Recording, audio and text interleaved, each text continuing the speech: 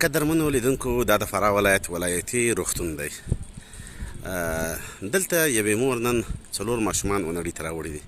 ولاړ به سو داخل روغتون ته، پوښتنه به وکړو چې ماشومان یې څنګه دي، صحي وضعیت یې څنګه دی. په دې تړاو به د مریض د پایوازانو سره خبرې وکړو، همدا ډول به د ډاکټرانو سره خبرې وکړو.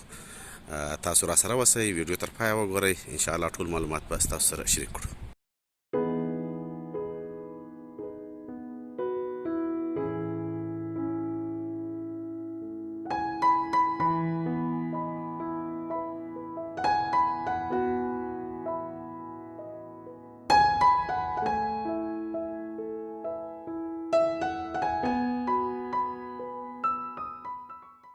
یو ساعت مخکې نسا ولادي وارد کې داسې په نورمال ډول دنیا ته راغلي دي. نو یو مور وه چې د لیر ولسوالۍ سره راغلې وه، نو 4 ماشومان یې په یو پړه دنیا ته راوړي چې 3 دانې هلکان دي او یو نجلۍ ده. وضعیت یې اوس خو قناعت بخشه دی، شکر ټوله ښه ده، مور هم ښه ده، کوچنیان هم ښه. موږ نو د ابتدایي دا کومکونه ورته سوي دي او اوس هم تر مراقبت لاندې دي.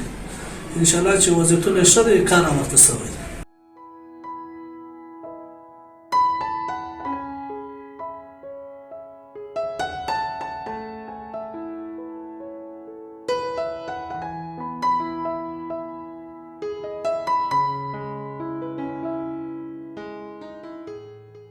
الحمدلله اوس خو ډېره خوشحاله یم په کال چې خالي وساتل شي، د نور هېڅ غوښتنه نه لرم. څه مرسته راسره وشي نور هېڅ ضرورت نه لرو. الحمدلله یو دانه پیدا شو، هغه مړ شو، خدای پاک دې هغه دنیا ورسمه کړي. او د دغو څه ډېر خوشحاله یم چې دا وخت پیدا شوه، په ښه په خیر خیرات پیدا شوې. الحمدلله سوې ده، شکر دې مرسته راسره سوې ده. خو د دې نه وروسته چې د باندې ووتلو، موږ غواړو چې موږ سره څه مرسته وشي، اقتصاد سره ضعیف ده.